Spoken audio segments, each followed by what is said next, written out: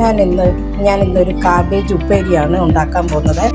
അതിന് ഞാൻ പെട്ടെന്ന് ഉണ്ടാക്കുകയാണ്. അതിന് എണ്ണ ഒഴിക്കാൻ പോവുക.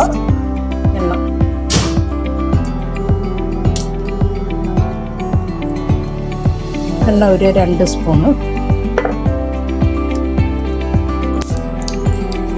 സബോളയാണ് പാക്കുന്നത്. കാബേജ് ഇടുകയാണ്. കാബേജ് ഇട്ട് ഇളക്കുക. 5 മിനിറ്റ് 10 മിനിറ്റ് കൊണ്ട് ഇത് വെന്ത് കിട്ടും. ഇതിൻ്റെ കൂടെ നമ്മൾ മുളക് ചതച്ചതാണ് ഇടുന്നത്. മുളക് ചതച്ചത് അതും കൂടെ ഇട്ട് ഇളക്കുക. പിന്നെ നമ്മൾ ഉപ്പും കൂടെ ഇടുകയാണ്. ഉപ്പ് 1 സ്പൂൺ ഇടുക.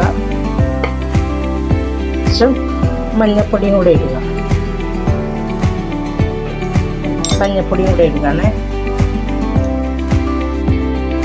തുറക്കുകയാണ്. തുറന്ന് നോക്കുക. ആയിട്ടുണ്ട്, റെഡി ആയിട്ടുണ്ട് കാബേജ് ഉപ്പേരി. ഇതാണ് കാബേജ് ഉപ്പേരി, റെഡി ആയിട്ടുണ്ട് കേട്ടോ. എല്ലാവരും ഉണ്ടാക്കി നോക്കണേ.